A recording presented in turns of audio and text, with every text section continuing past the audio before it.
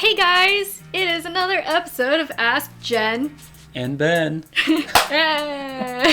So today's topic that we wanted to share with you about, with all the lovely questions that you guys have asked us, is, what is it? Arguments. Our favorite to talk about. So obviously, no matter what kind of relationship you have, arguments are kind of one of those inevitable things. Conflicts happen, you fight, you make up. Sometimes. That is the nature of arguments. Let's just hop right into the questions. Let's do it.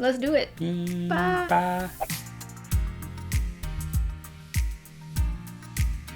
I would say more than full-on fights. We usually tend to have squabbles. It's not usually like screaming or punching or getting super heated. Yeah, nothing really ground-shattering. We've had spats in the past where it's gotten to the point of yelling. But I think at this point of being together for so long, we try to cut that off before it gets that heated. Is it 16 years now? 16 years. Yeah. So obviously there are some arguments that were interlaced in there along the way somewhere, but... What are you talking about? We never fight.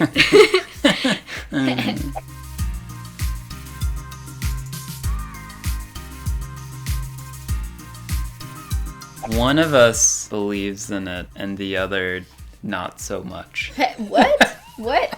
Me? No, that is a hard rule for me. I do not like going to bed angry. I fall asleep really easily. And this makes me angry. If I'm stressed, I'll still fall asleep. If I'm upset, I'll still fall asleep. Yep. If I'm hungry, I'll still fall asleep. The force of sleepiness is strong with this. If I'm on a plane, though, no. But that was something that we, especially after we first got married, if there was an argument, had to be figured out before bedtime. For me personally, I feel like if I don't resolve something before I go to bed, I will inevitably hold on to it the next day. I think there's one time that we've ever actually just not. It was basically like we agreed to disagree, and then we went to sleep. And then I remember I woke up, and you woke up at the same time, and you're like, I'm still mad at you. And then never again. Yeah. That never happened again.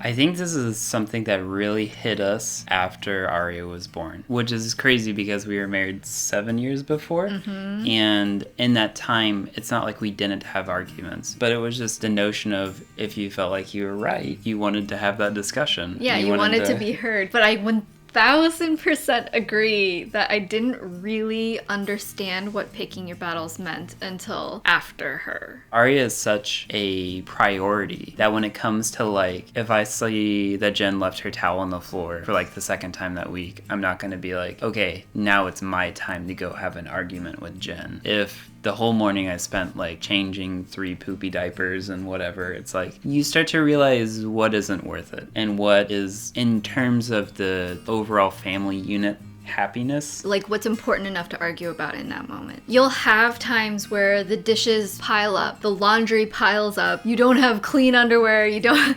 the bathroom looks like a mess, which before might have been a legitimate argument and it's justified. Like that's a real reason for an argument. But when you're both super tired and you've been doing things all day, running after a toddler, and if she wants to bring a box of cereal into the bath, are you really going to say no?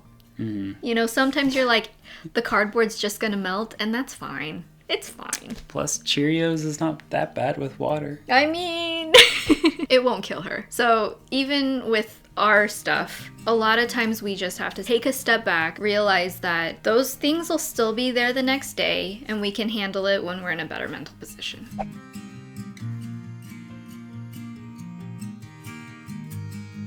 The longer you're with someone, the more you have to learn a lot of lessons in swallowing your pride. Just the nature of arguments, some hurts are going to be justified and some aren't, because the closer you are with someone, the more you know what their triggers are and what's going to hurt them. And in the worst cases, sometimes you do say things that you don't mean because you know it's gonna hurt them. But I think the important part is to own up to it when you do that as quick as possible. possible, because there's nothing more powerful than saying I'm sorry and really meaning it. Something I always tell my friends when they're talking about fighting with their boyfriends or their family or whatever is, everyone that you're close with will eventually hurt you. So you have to be careful that the people that you keep close to you are the ones that you're willing to forgive. You know, the ones that you're willing to say I'm sorry to and to be humble in front of. I think it's also really important with how we argue too. I think we always try to keep it argument based in terms of like our opinions and the things that we feel strongly about. I think that when it does get to a feeling where you feel like they said something intentionally to hurt you, not to solve the problem, that's where you get your feelings hurt. Yeah. So if you talk about it, again, when you're not arguing, it'll save a lot of hurt in the moment when you're heated and you want to say something mean. It's hard though.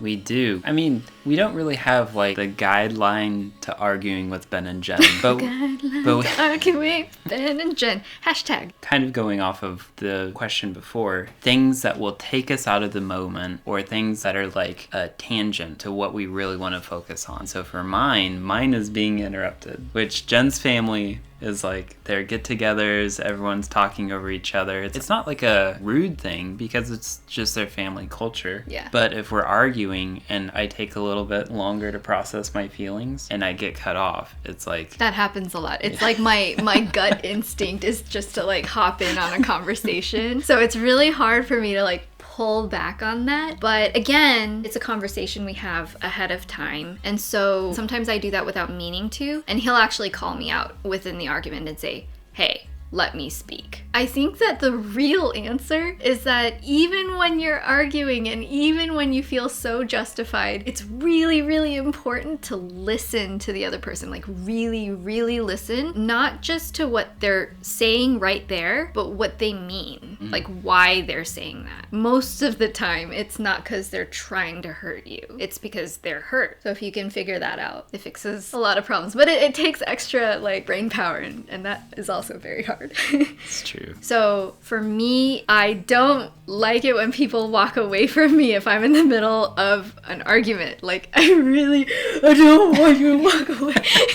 I grew up in a situation where it's like, you know, a Korean household. People don't like confrontation. They don't like conflict. And so a lot of times when there were fights, somebody would just leave. And I think that kind of caused me to be really frustrated because nothing got resolved. And so I feel like as an adult, I really want to make sure things are resolved and I don't just brood about something and then pretend like it dissipated, because it always comes back later. So if we agree that he gets time to say what he needs to say and process what he needs to process, but like in my physical presence, that's our unspoken agreement when we argue.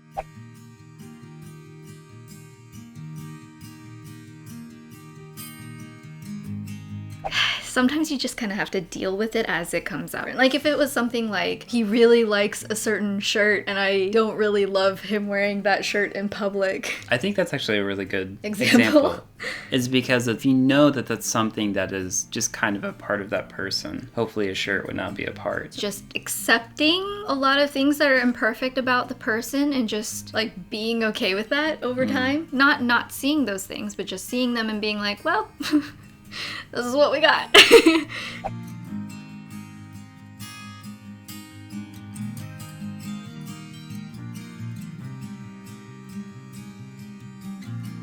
I think more so with me, there were a couple times when I just wanted the argument to end, especially when we were testing out the not going to bed while angry. I would say like, I'm sorry. And you'd be like, you don't mean it. Doesn't sound like you're sorry. I get really butthurt if apologies are not sincere. And so now it's, even if my tone isn't quite there because my attitude is quite not there yet, I still empathize with Jen and I want things to be brought back down to a slower level. So I'll say like, I'm sorry, this is why I'm sorry, but this is also still how I feel inside. For our conversations lately, it's been a good way to like start to de-escalate things. De-escalate? Why am I...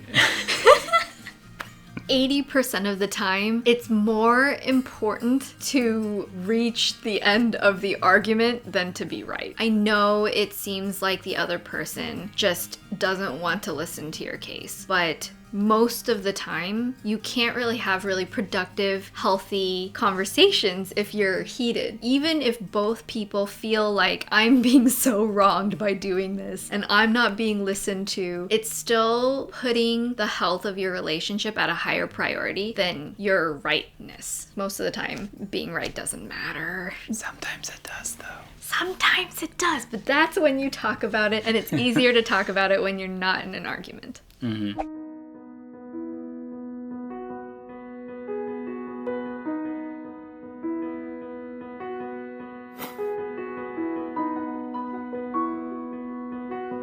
I hate to say this, but inevitably in those first 3 months, you're going to argue. You're going to be so tired. You're going to say things you don't mean. And I think that the key is just to remember this too shall pass. This is temporary. Check in with each other. Remind each other, say, this too shall pass. This is temporary. One thing that really helped us out, it was maybe the second month into me doing a lot of the work because you were still bedridden, is we started talking about limits. And we would more openly say, like, are you at your limit? Are you doing okay? And so that would get a better idea of our stress levels, because we found out what was going on is there was too much that would happen throughout the day, throughout the night, that one person would be sleeping, the other would be awake. We don't know what they went through. That still holds true for couples where, like, maybe somebody's on maternity leave and then the husband has to work all day. Like, they might have reached their limit from the stress at work that day, and then they're coming home and the baby's screaming, but the mom is like, I've been watching this baby all day, can you please change a diaper? There's still a way to say, okay, I'm at a 9, what are you at? You're at a 7? Let's figure this out. I will do these tasks, you do these tasks. We'll help each other out to get those remaining bits of energy where we can at least just try to figure out how to work together instead of against each other. Most of the time, it's not that people are being selfish. It's just that they're close to their limit. And specifically with a baby, those first 5-6 months are just like pretty brutal. It's hard. And then after that, your baby starts to develop more personality. They start to like More of a routine. learn, oh, I can go play with toys. I don't have to have mom and dad entertain me like 24/7. Once that starts to get in, then you're like, oh, my partner. There you are again. I haven't seen you for the last year and a half. And we'll go into this more in another video talking all about like parenthood and everything. But it's really important to remember that with any family, you were the foundation first. Even though all of your thoughts are on your baby, your partner has to be your number one. Because if you can have a healthy, managed mental state with your partner, that's going to show to your baby like what kind of person they should be, how they should resolve conflicts. If it's in front of Arya, then we try to not yell at each other, not raise our voices. We might have like a heated discussion, but then make up with each other, say I'm sorry, say our piece of what we did is wrong. It doesn't matter. She doesn't understand English. It's still healthy modeling behavior. And I think that also helps keep us in check. So we'll hug in front of her and we'll say it out loud like, oh, hug. And then there will usually be a little Aria somewhere going, So it will get better. You're going to look back and say, oh, how did I even survive that? That's what we do. Yeah, like we're much healthier, happier now, and we get our 8 hours of sleep.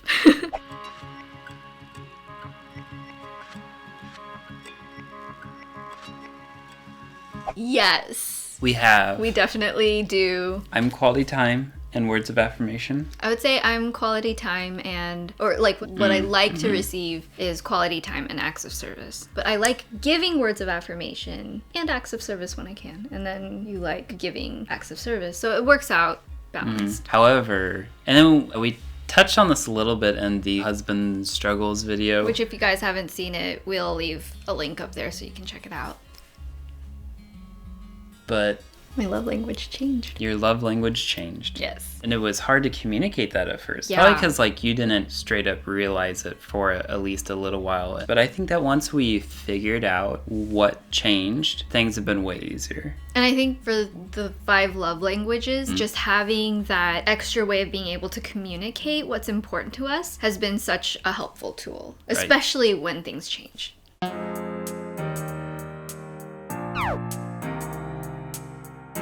Dominant doesn't mean right. I think we would both say me. Maybe that's why Oreo doesn't know who's alpha. Maybe we're both not dominant. My pet peeve is that Jen wants to eat Thai food all the time. I know. And noodles and soup. All the time. It's delicious. I don't like sometimes how you hold certain utensils. Now I'm questioning our relationship. I don't know if I can get over it. Your Thai food will comfort you. Yeah, you'll be over there with your forks. Me, because I'm probably the one that's wrong. No, I think we're both pretty quick to apologize, Okay. actually. Yes. Thai food. All the time.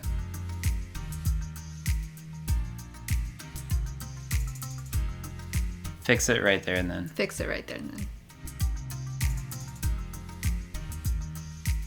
If you can't remember what you were mad about, then it wasn't important. And I think we've both had lots of times where we felt really angry and then we forgot what it was And the world was made right again. because we just decided to let it go.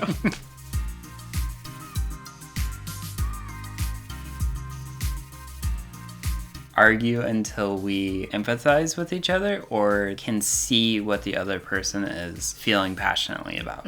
I think empathy is the key. Mm-hmm.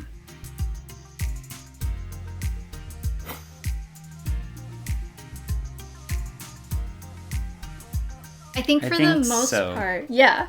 Yeah. I think we're pretty good about knowing how the other person is going to respond. Pepperoni. I agree that it's delicious and it should always be on pizza. Jen agrees that she's it allergic. puts me in a hospital. Yeah. I was going to say the house temperature. We have to set it somewhere in the middle between us, which means that sometimes I'm too cold and sometimes he's too hot. So usually it's that I'm hot, which will I'm so cold all the time. one day put me in a hospital. Jen doesn't really care. So I hope you guys found our discussion about arguments maybe not fun, but at least helpful. And if you did, hit the thumbs up button, especially if you want to see more Ask Jen and Ben videos. And if you have questions you would like us to answer next time, Or topics that you want us to We try know to each other so well. leave that down in the comments below. Feel free to subscribe if you want to see more of our videos, and we will see you guys next time. Okay. Bye. Bye.